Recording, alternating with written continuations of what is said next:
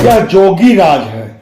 बेशक अपराधियों की तस्वीर बदलते देर नहीं लगती, मगर कुख्यात बदमाश संदीप यादव जोगी राज की परवाह नहीं किया और अपनी पूरी गैंग संग विरोधियों की हत्या की नीयत से उनके ठिकाने पर ही धावा बोल दिया। और फिर वही हुआ जो जोगी राज में हो रहा है।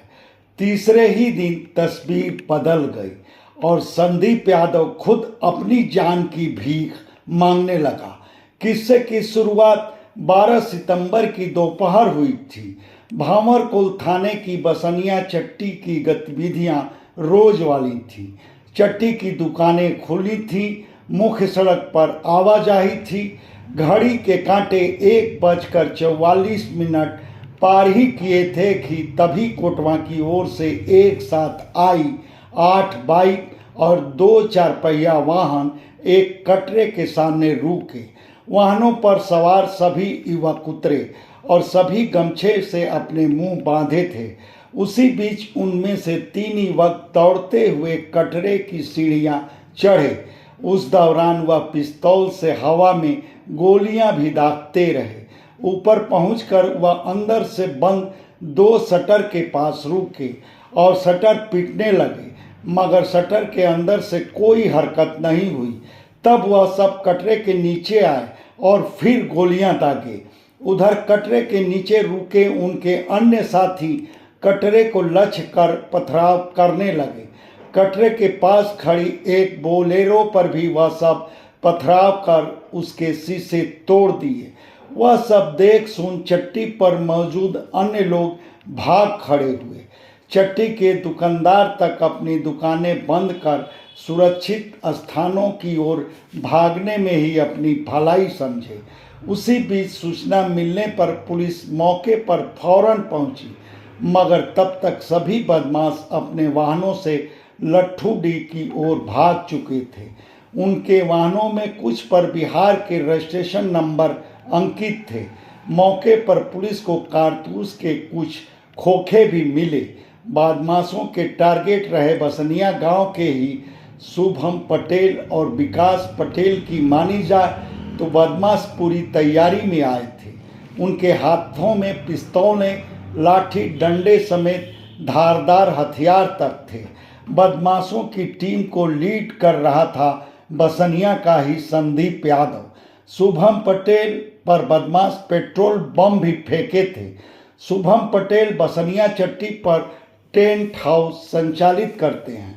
शुभम पटेल और उनके चचेरे भाई विकास पटेल अपने वाहनों से साथियों संग उतरते संदीप यादव की नीयत भांप लिए थे। विकास पटेल वहां से चुपके से निकल लिया था, जबकि शुभम पटेल अपनी दुकान का शटर गिराकर खुद सुरक्षित कर दिया।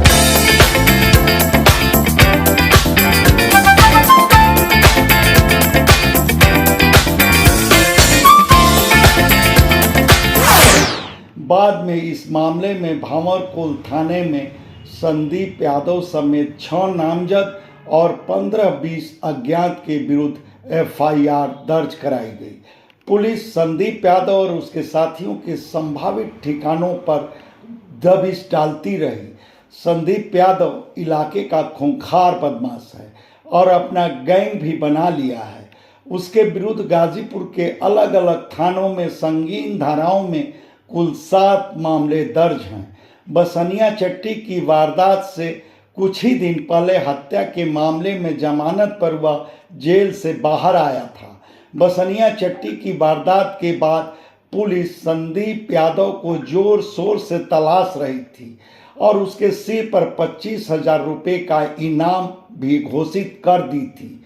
वैसे भी बसनिया चट्टी पर संदीप यादव और उसके गैंग की सनसनीखेज वारदात के अंदाज और उसके बाद से पुलिस की सक्रियता से यह लगभग माना जा रहा था कि संदीप यादव सहजता से पुलिस के हाथ नहीं लगेगा, बल्कि खुद के करीब पहुंचने की कोशिश करने वाले पुलिसकर्मियों पर भी वह गोलियां दागने से हिचकेगा नहीं। और फिर वही हुआ। 14 सितंबर की आधी रात भांवरकुल थाने के ही अवथही गांव के पेट्रोल पंप के पास संदीप यादव का पुलिस टीम से सामना हो गया। वह पुलिस टीम पर गोलियां दागा, मगर खुद उसके लिए गनीमत यही रही कि पुलिस की जवाबी कार्रवाई में उसकी जान जाने के बजाय गोली उसके पैर में लगी और उसके साथ ही वह धड़ दबोचा गया।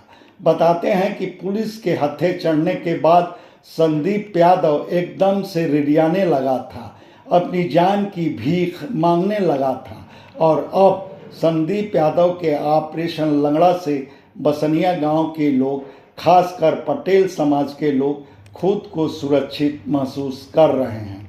इस सिलसिले में आप क्या कहेंगे यह हमारे कमेंट बॉक्स में ज़रूर बताएं। धन्यवाद। आपसे आग्रह है कि हमारे चैनल को लाइक करें, शेयर करें, सब्सक्राइब करें और फेसबुक यूज़र हैं तो हमारे पेज को फॉलो करना ना भूलें। इनपुट जयशंकर राय।